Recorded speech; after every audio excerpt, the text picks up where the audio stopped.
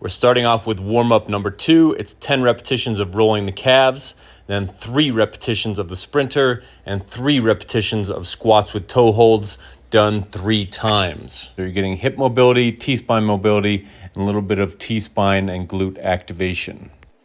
In this highlight reel, amongst other things, I'm going to introduce to you 4 exercises that I've replaced my traditional goals with that I now work towards instead. And the reason is that they still provide me with a lot of results, but less risk over time than some of the traditional exercises do. And they're still really fun to work towards.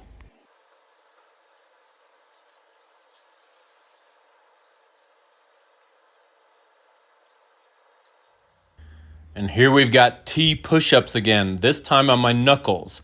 I had to do 30 repetitions on my knuckles or more than 30 repetitions on flat hands to make progress.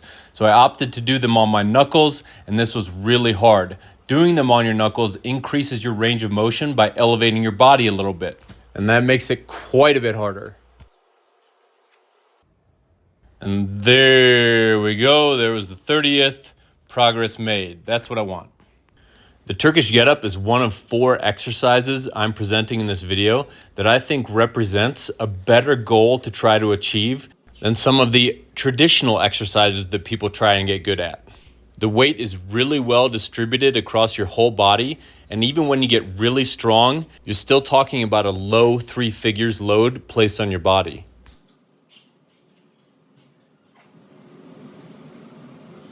The reason I'm using a dumbbell today is because I did something to my thumb like 3 weeks ago. I thought I just jammed it, but it might be broken because it's still hurting. Anyway, Turkish 90-pound dumbbell. I needed 4 reps to progress, and 4 reps is what I did. I felt so crummy during this workout because somebody fed me a huge meal with cheesecake the night before, which I never eat. I still hit those reps. Now I'm going to show you video from both times I did the trap bar deadlift this week and how I prepared for it. So starting off here, I'm doing some hip mobility, and that's going to increase the amount of work that my glutes do in the deadlift. And now I'm doing some T-spine mobility, which is going to have the same effect, but on my T-spine or my mid-back. And now I'm going to do a static stretch for my quads, which is going to temporarily weaken them and, proportionately speaking, move some more of the load into the glutes, which is what I want. The trap bar deadlift is a really good goal to work towards. It shifts your center of gravity more towards the center of your body and only requires you to pull up on the bar rather than up and back that a straight bar does. And now here I'm going to get 5 repetitions with an increase in weight from the last time I did it, and it felt pretty easy. And here we go again, more hip mobility to begin the preparation. And then some T-spine mobility, this time with a different exercise. Your T-spine is about twice the size of your lower back, so you really want it doing the work. And now we're going to do some double chins. These will give you a nice amount of tension in your T-spine to arch up against during the deadlift.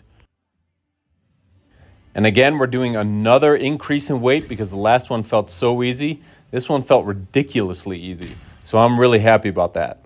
Keep in mind that you have to do more work this week than you did last week to get results.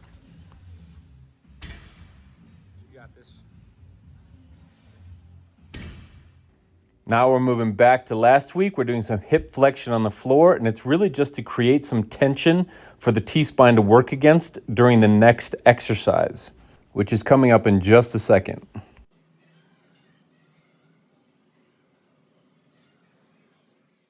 Here we've got the T-spine extension, one of my most favorite exercises. Glue your body to the bench and lift your head and arms as high as they go. I got this from a coworker of mine who copied one of my old exercises, which I copied from a physical therapist. And now we're going to do serratus wall pushes. It's the first of 3 exercises that train the upward rotation of the scap, which is in preparation for the overhead shoulder work we're about to do. And now we're going to do some overhead shrugs for the upper trap, which is another upward rotator of the scap. And now we're going to do some bent over Ys for the lower trap, which is the last upward rotator of the scapula. And now we're going to do the dumbbell snatch. Getting good at this exercise is another goal that I think a lot of people will find more comfortable than its barbell counterpart. This is 70 for 5. I was really pleased with that. I don't think I've ever done that before.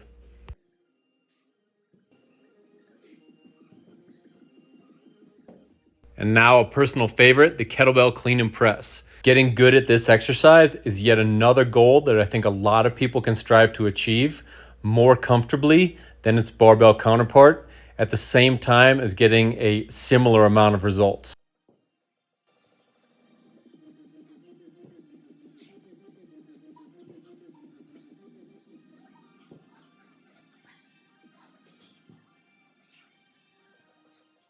And finally, we're moving on to prep for the barbell row. I consider the barbell row to be on par with the straight bar deadlift in regards to risk. So I do a lot of prep work. First I did the downward dog variation, and now I'm doing the T-spine rotation.